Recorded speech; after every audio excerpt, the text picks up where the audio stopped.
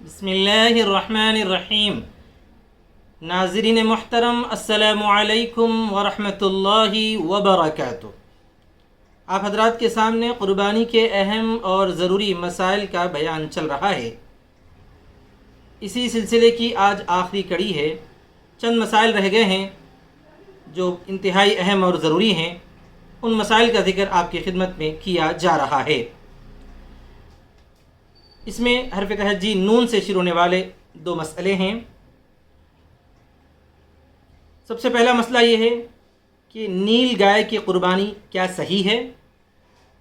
جواب یہ ہے کہ نیل گائے وحشی جانور ہے، اس کی قربانی صحیح نہیں ہوگی۔ اس کا نام تو نیل گائے ہے، لیکن حقیقتاً وہ گائے کے اندر اس کا شمار نہیں ہے۔ بھینسے کی یعنی کھلگے کی قربانی صحیح ہے، کیونکہ وہ گھریلو جانور ہے، اس کا شمار گائے کے اندر کیا جا رہا ہے۔ لیکن نیل گائے وحشی جانور ہے، اس لیے اس کی قربانی صحیح نہیں ہے۔ دوسرا مسئلہ ہے نصاب قربانی۔ قربانی کا نصاب وہی ہے جو صدقہ فطر کا نصاب ہے، یعنی ایسا آدمی جس کے پاس زکوٰۃ کے برابر نصاب روپے پیسے کا ہو یا سونے چاندی کا ہو، یا یہ دونوں نصاب نہ ہوں لیکن سونے چاندی یعنی 7.5 تولہ سونا یا اس کی قیمت کے برابر چاہے مال تجارت ہو یا ضرورت سے زائد سامان ہو، ویسے تمام افراد پر قربانی واجب ہوگی۔ قربانی کی وجوب کی دلیل وہی ہے جو میں ابھی آپ کی خدمت میں حدیث ذکر کروں گا۔ تو زکوٰۃ میں اور قربانی میں وجوب کا فرق یہ ہے کہ زکوٰۃ میں مال نامی ہونا، یعنی کہ سونا چاندی یا مال تجارت جس کو بڑھوتری والا مال کہتے ہیں، وہ ہونا ضروری ہے، جب جا کر زکوٰۃ فرض ہوگی۔ قربانی کا معاملہ ایسا نہیں ہے، چاہے اس کے لیے مال نامی ہو یا غیر نامی ہو، یعنی کہ ایسا مال ہو جو تجارت کا بھی نہ ہو، سونا چاندی نہ ہو، لیکن ضرورت سے زائد کسی کے پاس مال ہو تو اس پر بھی قربانی واجب ہوگی۔ ایک اور مسئلہ ہے، کوئی جانور ایسا ہے جس کو کچھ نشان لگ گیا ہو، جیسے آپ نے دیکھا ہوگا بیل پر یا اسی طرح کھلگے پر وزن ڈھونے کی وجہ سے، یا اسی طرح اونٹ پر بوجھ اٹھانے کی وجہ سے کچھ گردن وغیرہ پر نشان لگ گیا ہو، تو اس سے قربانی میں کوئی فرق نہیں پڑے گا، وہ جانور قربانی کے لیے قابل قبول ہے۔ اور ایک مسئلہ حرف تہجی نون ہی سے نیت کرنا۔ قربانی کے وقت میں جانور کو ذبح کرتے وقت میں نیت کرنا ضروری ہے یا جانور خریدتے وقت میں نیت کرنا ضروری ہے؟ اگر کسی نے جانور کو خریدا ہی قربانی کی نیت سے ہے، اب ذبح کرتے وقت میں اس کو نیت یاد نہ رہی، تب بھی وہ جس آدمی کی قربانی کے لیے جانور خریدا گیا ہے اس کی طرف سے قربانی ادا ہو جائے گی۔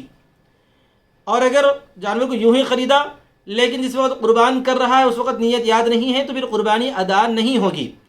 جانور ذبح کرتے وقت میں جس آدمی کی جانب سے ذبح کیا جا رہا ہے یا جس کے طرف سے ذبح کیا جا رہا ہے، اس کی نیت کرنا ضروری ہے۔ دعا پڑھنا سنت ہے، اس کی تفصیل آپ کو قربانی سے ایک دن پہلے انشاءاللہ ذکر کی جائے گی۔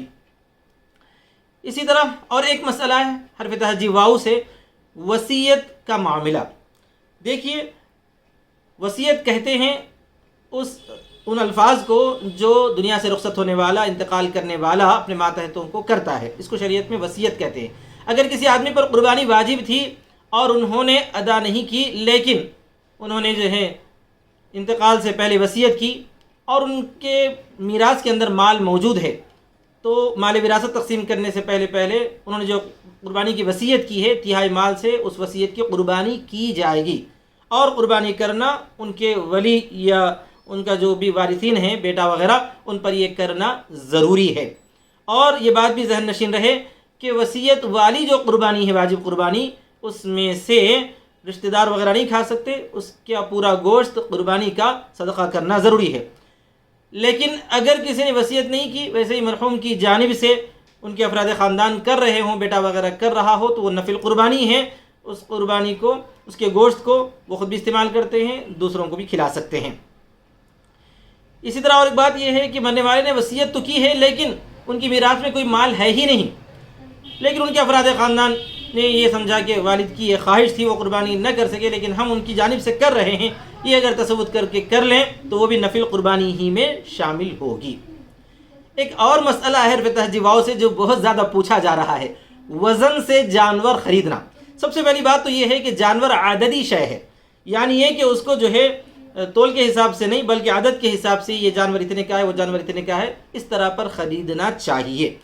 لیکن موجودہ حالات میں جیسے مرغی وغیرہ وزن کر کے خریدی جا رہی ہے اور اس میں دھوکے کا کوئی اندیشہ نہ ہو تو وزن سے خریدنے کی فقہاء نے اجازت دی ہے۔ یہی حال بڑے جانور کا، یعنی یہ کہ بکرے وغیرہ کا ہے، وہ جانور بھی اگر بہت بڑے ترازو وغیرہ میں تول کر بیچا جا رہا ہے اور خریدا جا رہا ہے تو بہتر شکل تو یہ ہے کہ تول کر پہلے اندازہ کر لیا جائے کہ یہ جانور جو ہے 12,000 کا ہے مثلا یا 15,000 کا ہے، پھر اس کے بعد جو ہے اس کے بعد خرید و فروخت کی جائے، بیچنا اور خریدنے کا عمل کیا جائے، یہ زیادہ بہتر ہے۔ اگر ایسا نہ بھی ہو، جانور جو ہے تول کر قیمت انہوں نے بول دی اور انہوں نے خرید لیا تو اس کی بھی فقہاء نے اجازت دی ہے۔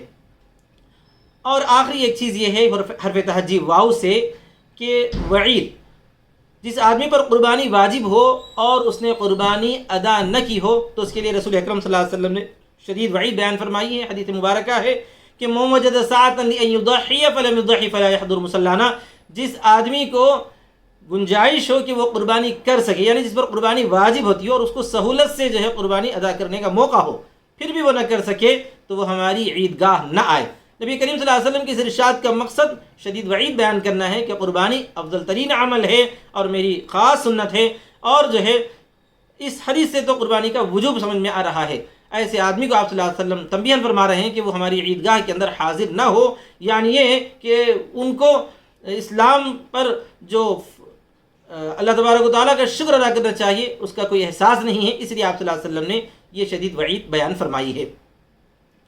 اس کے بعد اور ایک مسئلہ حرف تہجی سے وکیل کے پاس بچی ہوئی رقم، یعنی کسی آدمی نے دوسرے کو ذمہ داری دی ہے کہ آپ جو ہے قربانی میری طرف سے ادا کریں، اور انہوں نے قربانی ان کی جانب سے ادا کی اور اس کے بعد جو ہے ان کے پاس کچھ رقم بچ گئی، یعنی کہ جانور خریدنے کے بعد اور اسی طرح اس کے کٹوائی کے اخراجات کے بعد کچھ رقم بچ گئی، تو اس رقم کو اپنے موکل یعنی جس آدمی کی جانب سے قربانی ادا کی گئی ہے ان تک پہنچا دینا ضروری ہے، وکیل اپنی طرف سے نہیں رکھ سکتا۔ ہاں اگر وکیل نے اجازت دے دی ہے کہ جو بچا ہوا ہے آپ اپنے پاس رکھ لیں، یا جو ہے وکیل یہ بول دے، موکل نے اگر اجازت دی ہو یا وکیل نے یہ بول دیا ہو کہ جو ہے آپ جو قربانی میری جانب سے ادا کریں گے ان پیسوں سے، اس کا میں آپ کو کچھ محنتانہ دوں گا، اور وکیل اس معاہدے کے ساتھ کچھ محنتانہ لے لے تو اس کی یقیناً اجازت ہے۔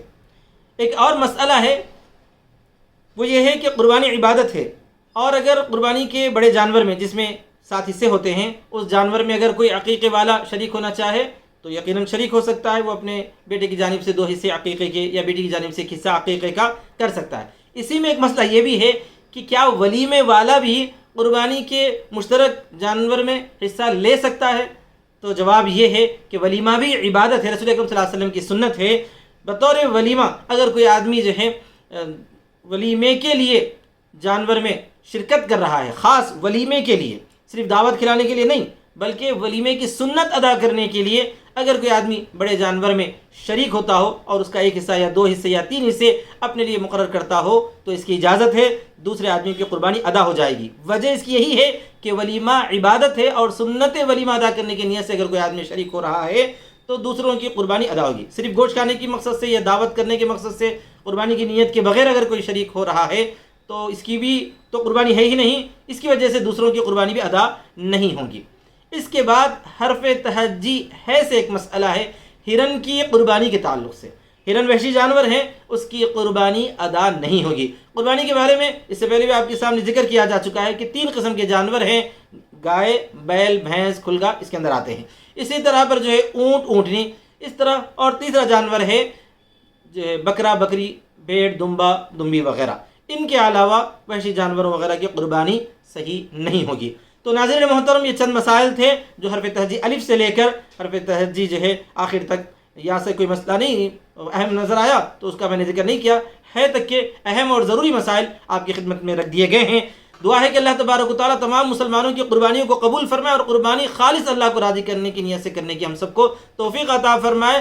آمین وآخر دعوانا الحمدللہ رب العالمین۔ ایک گزارش کرنا چاہتا ہوں آپ سے کہ آپ نے جتنے قربانی وغیرہ کے ویڈیوز دیکھے ہیں، ان ویڈیو کو جو ہے قربانی کا دن آنے سے پہلے بھارت کے تمام مسلمانوں تک پہنچائیے تاکہ وہ لوگ بھی اپنی اپنی قربانیاں صحیح انداز میں انجام دے سکیں۔